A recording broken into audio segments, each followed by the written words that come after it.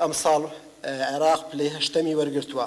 لە کۆنفرانسی بەرەنگاربوونەوەی گەندەڵی لە هەرێمی کوردستان سەرۆکی دەستەی دەستپاکی لە هەرێمی کوردستان لە وتارێکدا ڕایگەیاند لە دوایین ئاماری ڕێکخراوی شەفافیەتی نێودەوڵەتی عێراق لە پلەی هەشتەمی وڵاتانی جیهاندایە لە گەندەڵیدا کە هەرێمی کوردستانش بێبەش نییە لەو پەتایە. ئەوەشی ڕاگەیاند تا ئێستا زیاتر لە 1500 فۆرمی دەستەی دەستپاکی گەڕاوەتەوە کە زۆربیان لە لەبرساوانی باڵای هەرێمن.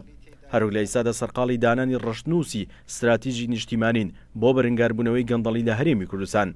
لە بەرنامەشدایە لە ساڵی ئایندەوە پرۆگرامی گەندەڵی لە پۆلەکانی 1 تا 7 بخوێنرێت و دواتر پۆلەکانی ترش بگرێتەوە. ئێمە لە دەستەی دەستپاکی لیژنەیەکمان پێکەناوە بۆ داڕەشتنی ڕەشنووسی استراتیژیەکی نیشتیمانی بۆ بەرەنگاربوونەوەی گەندەڵی کە دواتر ئەو ڕەشنووسە لە چەند کۆنفرانس و سیمینارێکدا بەشداری هەموو ئەو لایەنەی باسمان کرد تا توێ دەکرێت بۆی کوردستانیش بێتە خاوەن استراتیژیەکی نیشتیمانی درێژخایەن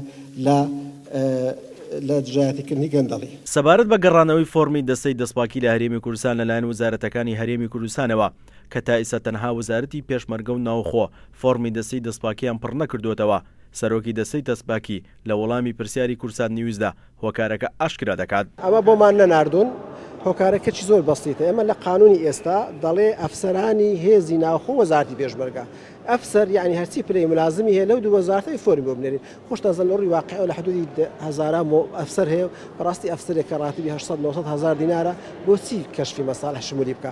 لەو تعدیلەی کە لە فترەی ڕابردوو کردمان وەکو نەزاهای عێراقمان لێکرد کردمانە گەورە ئەفسەرانی هێزی ناوخۆ پێشمەرگە لە پلەی مقدەم بەسەرەوە. هەر لەو کۆنفرانسەدا و لە وتاری لیژنەی دەستپاکی پەرلەمانی کوردستان داوای دانانی پلانێکی نیشتیمانی کرا بۆ نەناوبردننی گەندەڵی لە هەرێمی کوردستان. vêt planeka niştimanî hebit ji bo kêmkirina diyarda gendəliyê ta pêk vebgehîna astê nehêlanê û binberkirinê.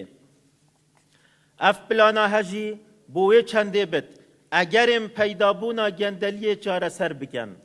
Wek paşveçûna dabûnerîtên rêvebirineyên darayî û îdarî li dev fermanberên hikûmeta herêmê. لە کۆنفرانسی بەرەنگاربوونەوەی گەندەڵی لە هەرێمی کوردستان ئەوەش ئاشکرا کرا دەستەی دەستپاکی لە هەرێم پێویستی بە 150 لێکۆڵەری دادی هەیە بۆ ناوبردننی گەندەڵی، بەڵام تا ئێستا 4 لێکۆڵەری دادیان بۆ تەرخان کراوە کە ئەمەش کارەکانیانی سز کردووە.